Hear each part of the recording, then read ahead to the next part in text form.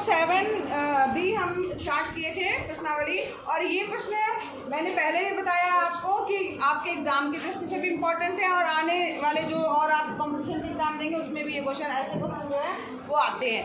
तो इसमें एक क्वेश्चन है, आप लोग थोड़ा दिमाग में जोर लगाइए, अगर किसी को आ रहा हो तो बताइएगा कि 2 अंकों की एक संख्या का इकाई का अंक दहाई के अंक से 1 अधिक है। संख्या क्या है? 2 अंकों की है। 2 अंक समझ रहे हो, यानी 2 अंक होंगे उसमें, ठीक है। और इकाई का अंक जो है वो दहाई के अंक से 1 अधिक है। यदि संख्या अंकों के जोड़ के 5 गुने से 3 अधिक है तो वह संख्या आपको बतानी है कि वह संख्या क्या होगी। कोई बता सकता है इसको? हाँ, बता सकती हो? हाथ तो ऊपर कर रही थी ना मैम। कौन सा 7B का सेकंड वाला? 3rd नंबर का है। 2 अंकों की एक संख्या का इकाई का अंक दहाई के अंक से 1 अधिक है। अब देखो इस तरह के सवालों को हल कैसे करते हैं, ध्यान दो, और इम्पोर्टेंट क्वेश्चन है तो अच्छे से समझना। दिया है प्रश्न में, ऐसे प्रश्नों को हल करने के लिए सबसे पहले आप 2-3 बार प्रश्न पढ़िए कि प्रश्न क्या कह रहा है। अगर मान लीजिए आपके पास में संख्या पूछी गई है और 2 अंकों की संख्या दी जा रही है, तो हमेशा आपको क्या करना है, मानना है कि माना इकाई का अंक y और माना इकाई का अंक y व दहाई का अंक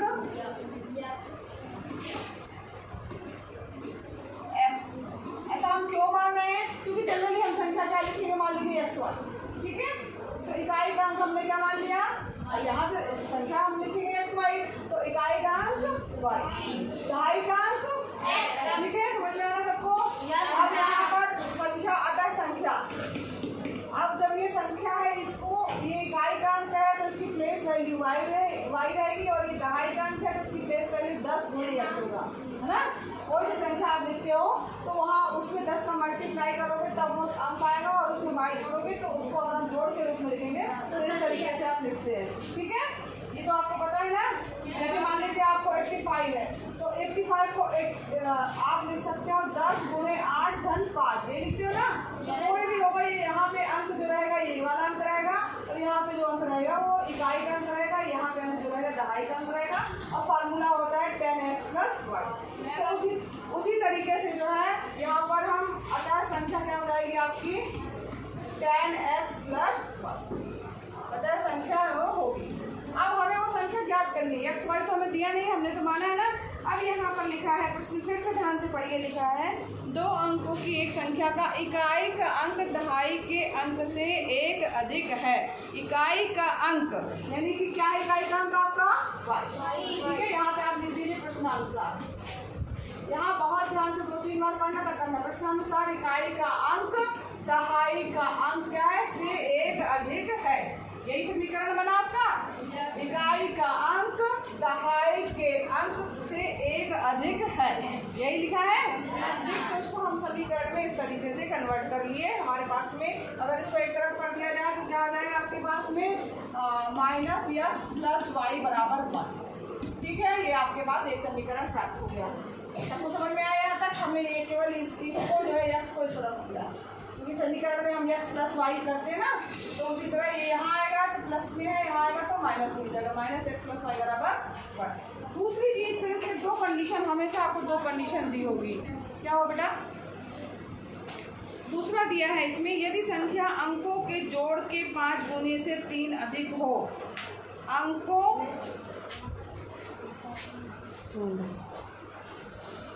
यहाँ पर यदि संख्या अंकों के जोड़ के 5 गुने से 3 अधिक, अंकों के जोड़ के 5 गुने से 3 अधिक। अब यहाँ पर संख्या हमारी क्या है 10x + y, ठीक। अंकों का जोड़, अंक क्या है आपके x + y, है ना। अंक क्या है, x है और एक y। अंकों के जोड़ के 5 गुने 5, अब अंकों का जोड़ x और y, हमने अंकों का जोड़ कर दिया, और 5 गुना यानी 5 का गुना कर दिया, और उसमें प्रश्न कह रहा है 3 अधिक है तो 3 अधिक भी कर दिया।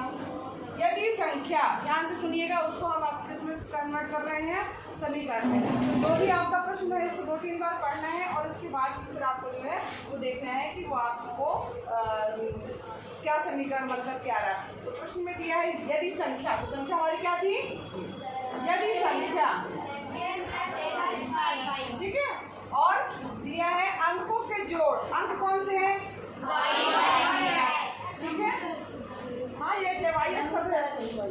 ठीक है।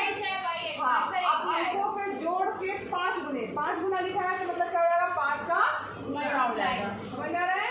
अब यहाँ 5 का गुणा हो गया, से 3 अधिक है, प्रश्न में ही दिया है ये 5 गुने से 3 अधिक है, तो ये यहाँ पर हमारे पास में एक समीकरण ये बना। अब इसको हल करेंगे, क्यों? क्योंकि अब ये जो ये पूरा हमारे पास एक्स वाई को कहीं दिख रहा है, तो ये हो जाएगा 10x प्लस वाई, और यहाँ ये क्या हो जाएगा 5x plus 5y plus 3। X और वाई एक तरफ ले आओ, 10x minus 5x plus Y minus 5y बराबर 3। 10x में से ये 5x बचा माइनस 4y बचा बराबर 3। ये समीकरण नंबर आपका क्या हो जाएगा, 2 हो जाएगा। ठीक है, क्या हो जाएगा 5x माइनस 4y बराबर 3। ये समीकरण क्या हो गया आपका, पहला समीकरण, दूसरा समीकरण। अब आपको यहाँ पर 2 समीकरण बन गए, ये और ये। अब 2 समीकरण जब आपके पास में आ गए तो अरे माइनस, ये देखो y में से 5y घटाओ तो कितना आएगा, माइनस 4y आएगा, वही लिखा है। कहीं कहाँ समझ में नहीं आया, पूछ सकते हैं, बताओ। मैम आपने उसका सेकंड वाला क्वेश्चन बता दिया, 7B का पहला बताया, सेकंड मैंने आपको दिया था करने के लिए, होमवर्क दिया था। ठीक है, अब ये 2 समीकरण आपके बन गए। अब इन दोनों को आपको हल कर लेना है, चाहे विलोपन से करिए चाहे प्रतिस्थापन से कीजिए। तो यहाँ पर हम जो है यहाँ पर अगर मान लीजिए हम रखना चाहें तो डायरेक्ट रख सकते हैं, तो समीकरण 1 में अगर यहाँ पे हमें 5x दे तो 5 का गुणा करो, तो अब इसके बाद यहाँ करना। ठीक है, समीकरण 1 में 5 का गुणा करने पर, गुणा करने क्यों, क्योंकि एक जैसा पद बना रहे, चाहे 5 का गुणा कर दीजिए चाहे 4 का गुणा कर दीजिए, कोई एक जैसा बना सकते हैं। हाँ बताओ, बैठ जाओ, बैठो, अभी आराम से लिख लेना, समझो, पहले समझना ज़्यादा जरूरी है, उतार तो आप बाद में भी लोगे, मेन मैथ गणित में समझना ज़्यादा जरूरी है।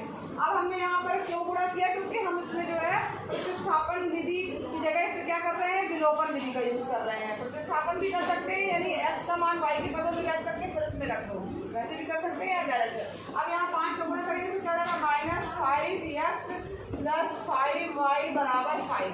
इसमें हमने 5 का गुणा किया, minus 5x plus 5y plus बराबर 5। ठीक है, समझ में आया सबको? तो ये आपका समीकरण ये हो गया। अब यहाँ पर दूसरा समीकरण क्या दिया है, 5x माइनस 4y बराबर 3।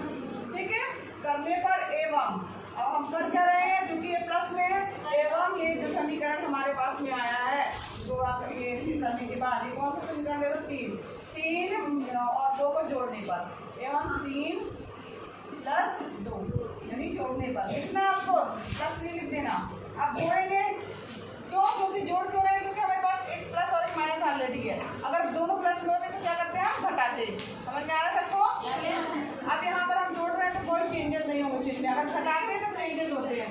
ये आपका कट जाएगा, 5y माइनस 4y करेंगे कितना जाएगा, y बराबर, जोड़ रहे 5 3 8, y का मान हमारे पास क्या प्राप्त हो गया, 8। ठीक, तो अब यहाँ पर y का मान 8 प्राप्त हो गया, तो एक मान रख दो। समीकरण 1 में मान रखने पर, y बराबर 8 रखने पर क्या आ जाएगा, y बराबर 8 रख दिया, तो यहाँ पे क्या हो जाएगा, माइनस x प्लस 8 बराबर 1। ठीक है, तो यहाँ पर इसको इधर ले जाओ, इसको इधर ले जाओ, तो यहाँ पर ये क्या हो जाएगा, माइनस x बराबर 1 माइनस 8, माइनस x बराबर माइनस 7, तो x बराबर क्या आएगा,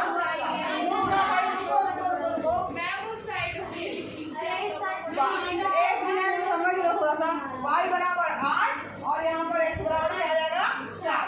तो संख्या क्या हो जाएगी, माइनस माइनस दोनों से कैंसिल हो जाएगा ना, ये माइनस माइनस कैंसिल हो जाएगा, ये माइनस है प्लस मत समझ लेना, ठीक है ना, समझ लेना। x बराबर